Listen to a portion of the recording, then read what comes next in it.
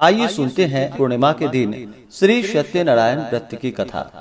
जो भी भक्त प्रत्येक पूर्णिमा पर भगवान सत्यनारायण की पूजा करते हैं, कथा श्रवण करते हैं, तो उनके सभी प्रकार के दुख और कष्ट दूर होते हैं।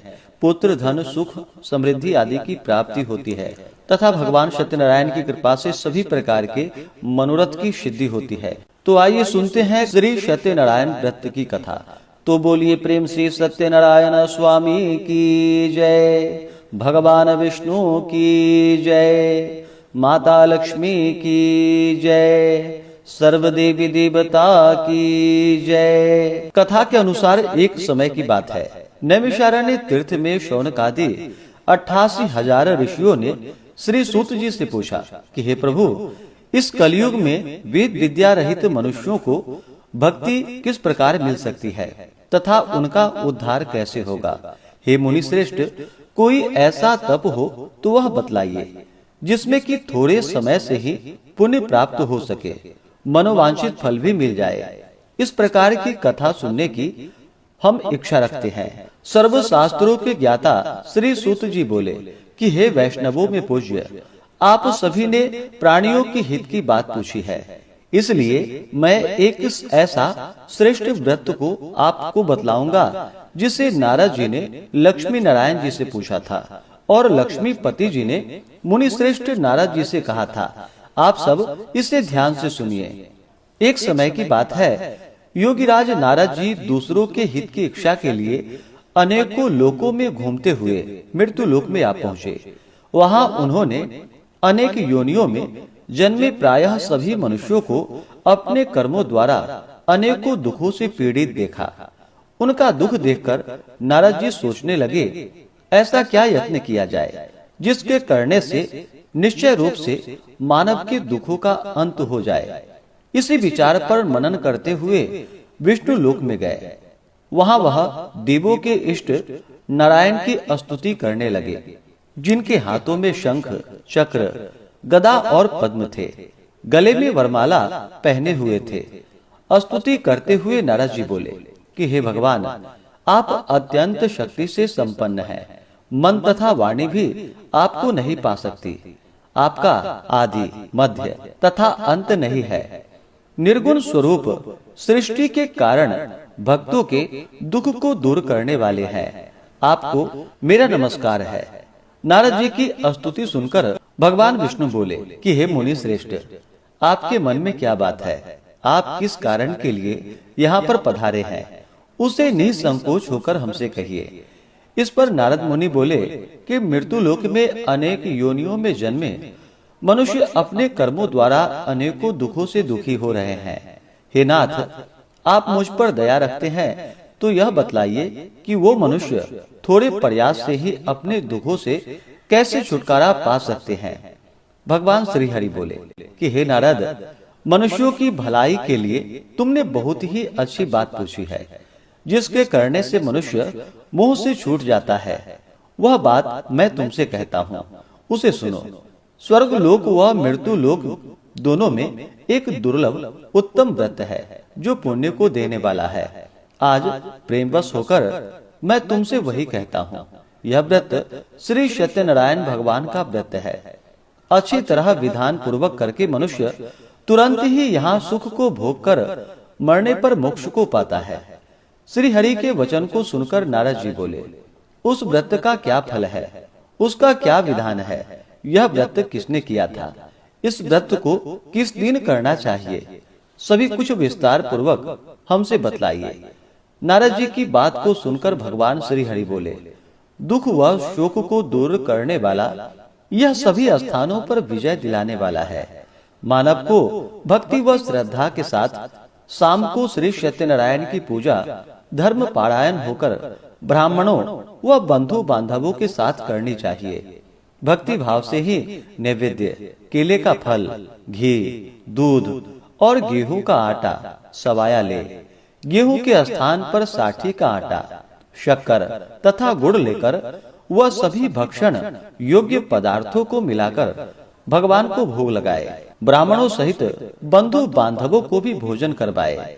उसके बाद स्वयं भोजन करे। भजन कीर्तन के साथ भगवान की भक्ति में लीन हो जाए। इस तरह से सत्यनारायण भगवान का यह व्रत करने पर मनुष्य सारी इच्छाएं निश्चित रूप से पूरी कर सकता है। इस कली काल अर्थात कलयुग में मृत्यु लोक में मोक्ष का यह एक सरल उपाय है। इस प्रकार से श्री सत्यनारायण व्रत कथा में पहले अध्याय की कथा पूर्ण हुई। अब सुनते हैं दूसरे अध्याय की कथा।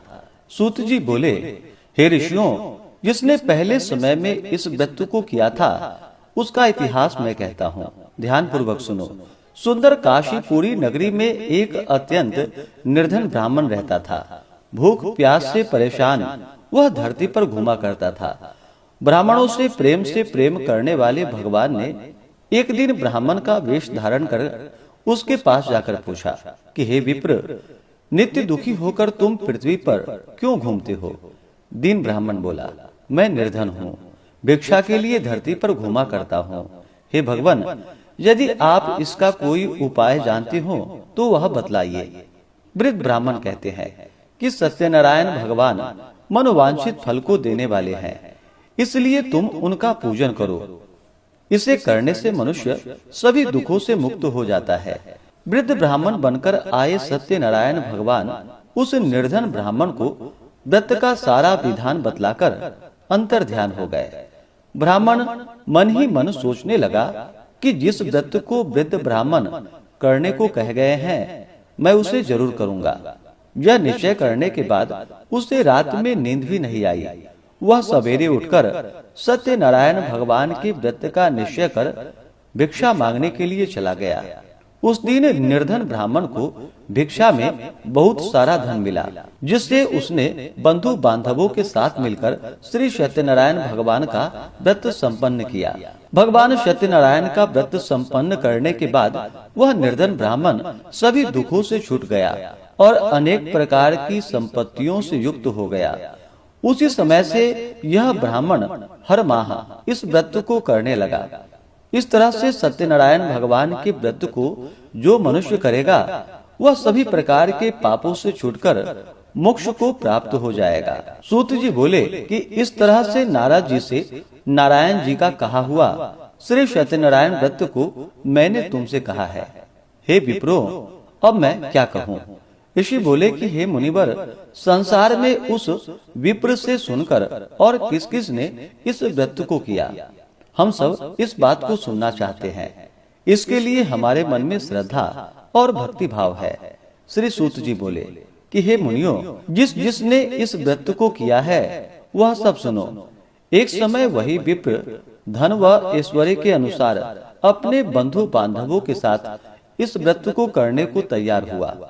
उसी समय एक लकड़ी बेचने वाला बूढ़ा आदमी आया और लकड़ियां बाहर रखकर अंदर ब्राह्मण के घर में गया। प्यास से दुखी वह लकड़हारा उनको व्रत करते हुए देखकर विप्र को नमस्कार कर पूछने लगा कि आप यह क्या कर रहे हैं तथा इसके करने से क्या फल मिलेगा, कृपा कर मुझे भी बतलाइए। ब्राह्मण ने कहा कि यह सब मनोकामनाओं को पूरा करने वाला भगवान सत्यनारायण का व्रत है। इसकी कृपा से ही मेरे घर में धन धान्य आदि की वृद्धि हुई है। विप्र से सत्यनारायण व्रत के बारे में जानकर लकड़हारा बहुत प्रसन्न हुआ और चन्नामृत लेकर वह प्रसाद खाने के बाद वह अपने घर गया। लकड़हारे ने अपने मन में संकल्प किया कि आज लकड़ी बेचने से जो धन मिलेगा उसी से श्री सत्यनारायण भगवान का उत्तम व्रत करूंगा। मन में इस प्रकार विचार को लेकर के वह लकड़हारा सिर पर लकड़ियां रखकर उस नगर में बेचने के लिए गया जहाँ पर कि धनी लोग रहते थे। उस नगर में उसे अपनी लकड़ियों का दाम पहले से 4 गुना अधिक मिला। बूढ़ा प्रसन्नता के साथ दाम लेकर केले, शक्कर, घी, दूध, दही और गेहूं का आटा ले और सत्यनारायण भगवान के व्रत की अन्य सामग्रियां लेकर अपने घर गया। वहां उसने अपने बंधु बांधवों को बुलाकर विधि विधान से सत्यनारायण भगवान का पूजन और व्रत किया। इस व्रत के प्रभाव से वह बूढ़ा लकड़हारा धन पुत्र आदि से युक्त होकर संसार के समस्त सुख भोग कर अंत काल में वैकुंठ धाम को चला गया। इस प्रकार से श्री सत्यनारायण व्रत कथा में दूसरे अध्याय की कथा पूर्ण हुई। तो बोलिए प्रेम से श्री सत्यनारायण भगवान की जय। अब सुनते हैं तीसरे अध्याय की कथा। श्री सूत जी बोले कि हे श्रेष्ठ मुनियों, अब आगे की कथा कहता हूँ। पहले समय में उल्कामुख नाम का एक बुद्धिमान राजा था। वह सत्य वक्ता और जितेंद्रिय था। प्रतिदिन देव स्थानों पर जाता और निर्धनों को धन देकर उनके कष्ट दूर करता था। उसकी पत्नी कमल के समान मुख वाली तथा सती साध्वी थी। भद्रशिला नदी के तट पर उन दोनों ने श्री सत्यनारायण भगवान का व्रत किया। उसी समय साधु नाम का एक वैश्य आया। उसके पास व्यापार करने के लिए बहुत सा धन भी था। राजा को व्रत करते हुए देखकर वह विनय के साथ पूछने लगा कि हे राजन, भक्ति भाव से पूर्ण होकर आप यह क्या कर रहे हैं? मैं सुनने की इच्छा रखता हूँ, आप मुझे बतलाइए। राजा बोला कि हे साधु, अपने बंधु बांधवों के साथ पुत्रादि की प्राप्ति के लिए एक महाशक्तिमान श्री सत्यनारायण भगवान का व्रत व पूजन कर रहा हूँ। राजा के वचन को सुनकर साधु आदर से बोला कि हे राजन, मुझे इस व्रत का सारा विधान कहिए। आपके कथानुसार मैं भी इस व्रत को करूँगा। मेरी भी संतान नहीं है और इस व्रत को करने से निश्चित रूप से मुझे संतान की प्राप्ति होगी। राजा से व्रत का सारा विधान सुनकर व्यापार से निवृत्त हो वह अपने घर को गया। साधु वैश्य ने अपनी पत्नी को संतान देने वाले इस व्रत का वर्णन कह सुनाया और कहा कि जब मेरी संतान होगी तब मैं इस व्रत को करूंगा। साधु ने इस तरह के वचन अपनी पत्नी लीलावती से कहे। एक दिन लीलावती पति के साथ आनंदित हो सांसारिक धर्म में प्रवृत्त होकर सत्यनारायण भगवान की कृपा से गर्भवती हो गई। 10वें महीने में उसके गर्भ से एक सुंदर कन्या ने जन्म लिया। दिनों दिन वह ऐसे बढ़ने लगी जैसे कि शुक्ल पक्ष की चंद्रमा बढ़ता हो। माता पिता ने अपनी कन्या का नाम कलावती रखा। एक दिन लीलावती ने मीठे शब्दों में अपने पति को याद दिलाया कि आपने सत्यनारायण भगवान के जिस व्रत को करने का संकल्प लिया था उसे करने का समय आ गया है। आप इस व्रत को करिए। साधु बोला कि हे प्रिय, इस व्रत को मैं उसके विवाह पर करूंगा। इस प्रकार अपनी पत्नी को आश्वासन देकर वह नगर को चला गया। कलावती पिता के घर में रहकर वृद्धि को प्राप्त हो गई। साधु ने एक बार नगर में अपनी कन्या को सखियों के साथ देखा तो तुरंत ही दूत को बुलाया और कहा कि मेरी कन्या के योग्य वर देखकर आओ। साधु की बात सुनकर दूत कंचन नगर में पहुंचा और वहां देखभाल कर लड़की के लिए सुयोग्य वणिक पुत्र को ले आया। सुयोग्य लड़के को देख साधु ने बंधु बांधवों को बुलाकर अपनी पुत्री का विवाह कर दिया। लेकिन दुर्भाग्य की बात यह थी कि साधु ने अभी भी श्री सत्यनारायण भगवान का व्रत नहीं किया। इस पर श्री सत्यनारायण भगवान क्रोधित हो गए और श्राप दे दिया कि साधु को अत्यधिक दुख मिले। अपने कार्य में कुशल साधु बनिया जमाई को लेकर समुद्र के पास स्थित होकर रत्नासारपुर नगर को गया। वहां जाकर दामाद ससुर दोनों मिलकर चंद्रकेतु राजा के नगर में व्यापार करने लगे। एक दिन सत्यनारायण भगवान की माया से एक चोर राजा का धन चुराकर भाग रहा था। उसने राजा के सिपाहियों को अपना पीछा करते हुए देख चुराया हुआ धन वहां रख दिया जहां पर कि साधु अपने जमाई के साथ ठहरा हुआ था। राजा के सिपाहियों ने साधु वैश्य के पास राजा का धन पड़ा देखा तो वह ससुर जमाई दोनों को बांधकर प्रसन्नता से राजा के पास ले गया और कहा कि उन दोनों चोरों को हम पकड़ कर लाए हैं, आप आगे की कार्रवाई की आज्ञा दें। राजा की आज्ञा से उन दोनों को कठिन कारावास में डाल दिया गया और उसका सारा धन भी उससे छीन लिया गया। श्री सत्यनारायण भगवान के श्राप से साधु की पत्नी भी बहुत दुखी हुई। घर में जो धन रखा था उसे चोर चुरा कर ले गए। शारीरिक तथा मानसिक पीड़ा व भूख से प्यास से अति दुखित हो अन्न की चिंता में कलावती एक ब्राह्मण के घर गई। वहां उसने श्री सत्यनारायण भगवान का व्रत होता देखा, फिर कथा भी सुनी। वह प्रसाद ग्रहण कर रात को घर वापस आई। माता ने कलावती से पूछा कि हे पुत्री, अब तुम कहाँ थी? तेरे मन में क्या है? कलावती ने अपनी माता से कहा कि हे माता, मैंने एक ब्राह्मण के घर में श्री सत्यनारायण भगवान का व्रत देखा है। कन्या के वचन को सुनकर लीलावती भगवान के पूजन के लिए तैयारी करने लगी। लीलावती ने परिवार व अन्य बंधु बांधवों सहित सत्यनारायण भगवान का पूजन किया और उसने वर मांगा कि मेरे पति तथा जमाई शीघ्र घर को आ जाए। साथ ही यह भी प्रार्थना की कि हम सबका अपराध क्षमा करे। श्री सत्यनारायण भगवान इस व्रत से संतुष्ट हो गए और राजा चंद्रकेतु को सपने में दर्शन देकर कहा कि हे राजन, तुम उन दोनों वैश्यों को छोड़ दो और तुमने उनका जो भी धन लिया है उसे वापस कर दो। अगर ऐसा नहीं किया तो मैं तुम्हारा धन राज्य नष्ट कर दूंगा। राजा को यह सब कहकर वह अंतर ध्यान हो गए। प्रातः काल सभा में राजा ने अपना सपना सुनाया, फिर बोला कि वणिक पुत्रों को कैद से मुक्त कर सभा में ले आओ। दोनों ने आते ही राजा को प्रणाम किया। राजा मीठी वाणी में बोला कि हे महानुभावों, भाग्यवश ऐसा कठिन दुख तुम्हें प्राप्त हुआ है, लेकिन अब तुम्हें कोई भय नहीं है। ऐसा कहकर राजा ने उन दोनों को नए वस्त्राभूषण भी पहनाए और जितना उसका धन लिया था उससे 2 गुना धन वापस कर दिया। दोनों वैश्य अपने घर को चले आए। इस प्रकार से श्री सत्यनारायण व्रत कथा में तीसरे अध्याय की कथा पूर्ण हुई। तो बोलिए प्रेम से श्री सत्यनारायण स्वामी की जय। अब सुनते हैं चौथे अध्याय की कथा।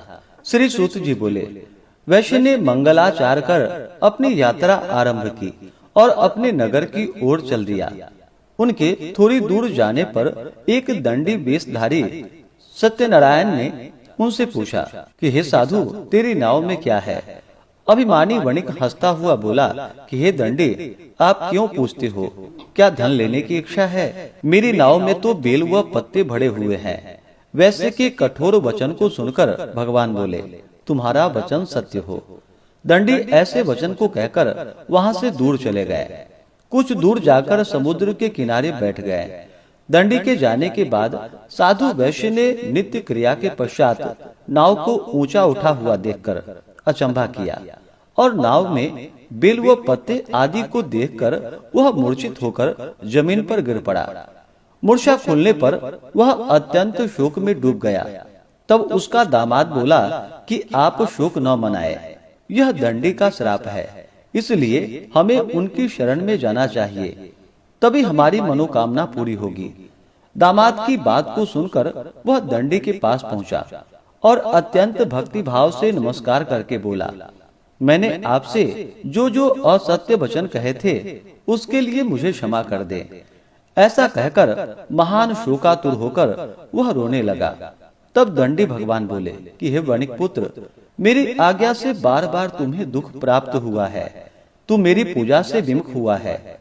साधु बोला कि हे भगवान, आपकी माया से ब्रह्मा आदि देवता भी आपके रूप को नहीं जान सकते, तब मैं अज्ञानी कैसे जान सकता हूँ?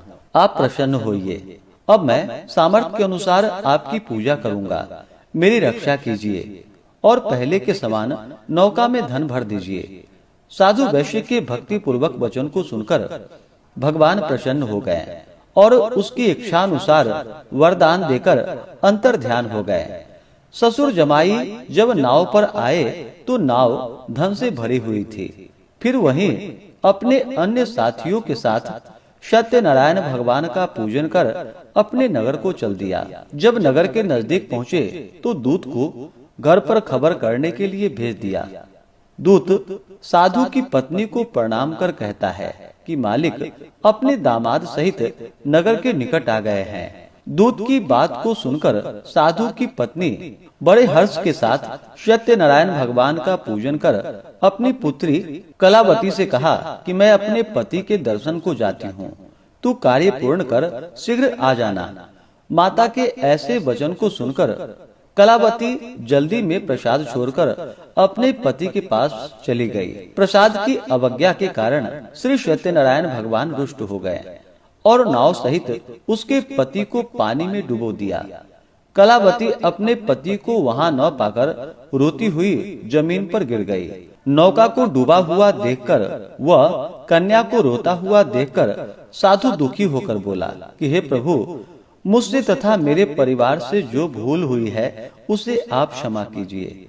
साधु के दीन वचन को सुनकर श्री सत्यनारायण भगवान प्रसन्न हो गए और आकाशवाणी हुई कि हे साधु, तेरी कन्या मेरे प्रसाद को छोड़कर आई है, इसलिए उसका पति अदृश्य हो गया है।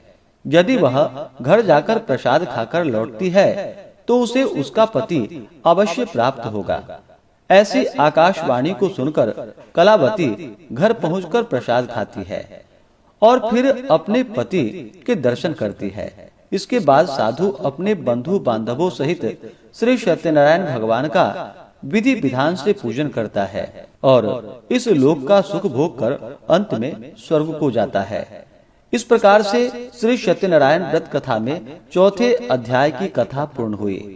तो बोलिए प्रेम से श्री सत्यनारायण स्वामी की जय। अब सुनते हैं 5वें अध्याय की कथा।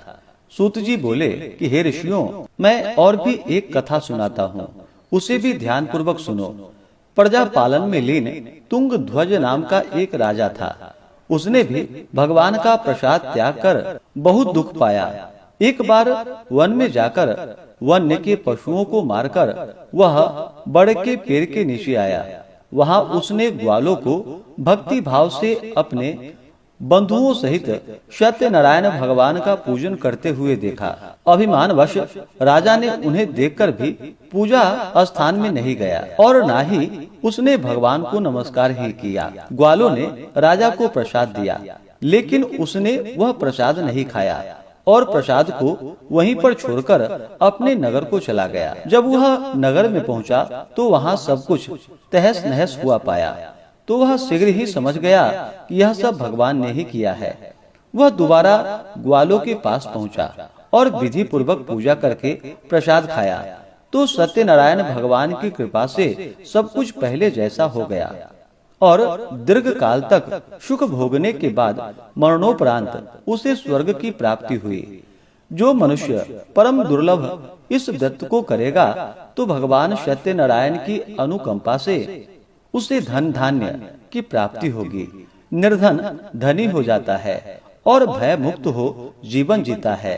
संतानहीन मनुष्य को संतान सुख प्राप्त होता है और सारे मनोरथ पूर्ण होने पर मानव अंत काल में वैकुंठ धाम को जाता है। श्री सूत जी बोले, जिन्होंने पहले इस व्रत को किया है अब उनके दूसरे जन्म की कथा कहता हूँ। वृद्ध सतानंद ब्राह्मण ने सुदामा का जन्म लेकर मोक्ष की प्राप्ति की। लकड़हारे ने अगले जन्म में निषाद बनकर मोक्ष को प्राप्त किया। उल्का मुख नाम का राजा दशरथ होकर वैकुंठ को गए। साधु नाम के वैश्य ने मोर ध्वज बनकर अपने पुत्र को आरे से चीरकर मोक्ष पाया। महाराज तुंग ध्वज ने स्वयंभू होकर भगवान में भक्ति युक्त हो कर्म कर मोक्ष को प्राप्त किया। इस प्रकार से श्री सत्यनारायण व्रत कथा में 5वें अध्याय की कथा पूर्ण हुई। तो बोलिए प्रेम से श्री सत्यनारायण स्वामी की जय। भगवान विष्णु की जय। माता लक्ष्मी की जय। इसी प्रकार से जो भी भक्त सच्ची श्रद्धा के साथ भगवान सत्यनारायण की पूजा करते हैं, कथा श्रवण करते हैं, तो भगवान सत्यनारायण की कृपा से उनके सभी प्रकार के दुख और कष्ट दूर हो जाते हैं तथा सभी प्रकार के मनोरथ की सिद्धि होती है और अंत में भगवान के धाम की प्राप्ति होती है।